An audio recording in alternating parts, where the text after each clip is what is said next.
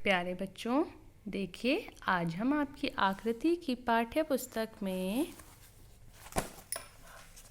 पाठ 15 जो कविता है रूठी बिन्नू, इसका हम भाषा ज्ञान करेंगे। तो चलिए शुरू करते हैं।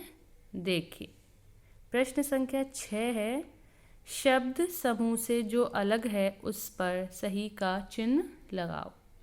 अब आपको यहाँ कुछ शब्द दिख रहे हैं, इन शब्दों में जो बिल्कुल अलग होगा उस पर आपको सही का चिन्ह लगाना है। तो चलिए देखते हैं। पहला है आपका क, भैया, चाचा, बहन, दादा। अब इसमें समूह से अलग कौन सा है, कैसे पता करेंगे? समूह का बेटा कुछ भी अर्थ निकल सकता है, तो वो आपको देखना पड़ेगा, समझना पड़ेगा।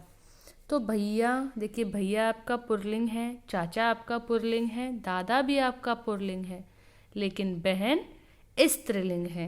तो हम क्या करेंगे, बहन के सामने सही का चिन्ह लगा देंगे। उसी तरह देखिए जलेबी, आलू, लड्डू, रसगुल्ला। अब इसमें क्या मतलब फ़र्क है? देखिए समूह से कौन अलग है।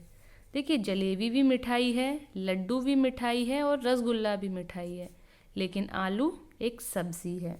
तो हम यहाँ सब्जी आलू के सामने सही का चिन्ह लगाएंगे। तो बाकी के जो दो हैं वो आपको खुद करने हैं। अब देखिए प्रश्न संख्या 7, कविता में से ऊ की मात्रा के शब्द छांटकर लिखने हैं। आपने कविता पढ़ी है, देखिए याद भी की होगी, उसमें ऊ की मात्रा यानी कि देखिए रूठी, देखिए रूठी पे ऊ की मात्रा है, ये शब्द कविता का है। बिन्नू, देखिए ये भी, इस पर भी ऊ की मात्रा है। तो इस तरह और भी शब्द हैं जो आपको कविता में से छांट करके यहाँ लिखने हैं। अब देखिए वचन बदल कर लिखो। वचन दो प्रकार के होते हैं, एक वचन और बहुवचन। तो देखिए चना, चना एक वचन है और इसका बहुवचन बनाएंगे तो क्या हो जाएगा, चने। आपको पहले भी मैम ने बताया है, अगर जब वचन बदलने होते हैं तो पुल्लिंग शब्द में आ आने पर ए में बदल जाता है, और स्त्रीलिंग शब्द में ई आने पर वो किस में बदल जाता है, इया।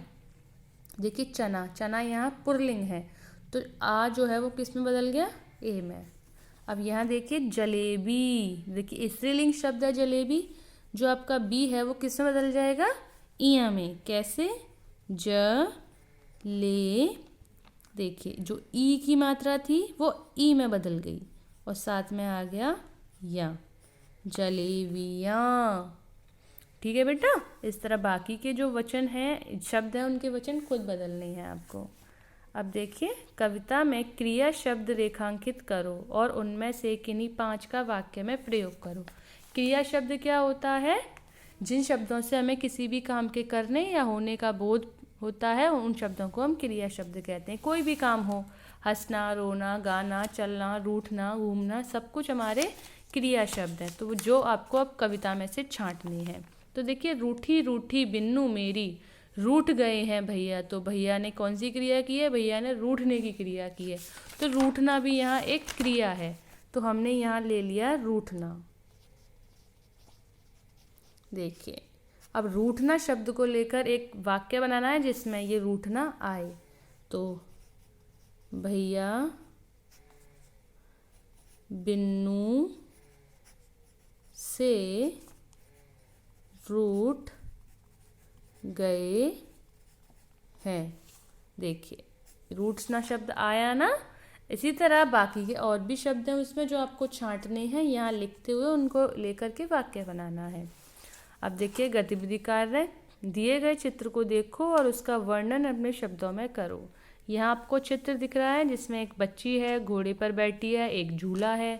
इस तरह बहुत सारी बातें हैं इस चित्र के अंदर जो कि आपको यहाँ पर लिखनी है। ठीक है बेटा, अब आपका गृह कार्य ये है, आपको प्रश्न संख्या 83 और 84 पर प्रश्न संख्या 6, 7, 8, 9 और गतिविधि कार्य अपनी किताब में ही करना है।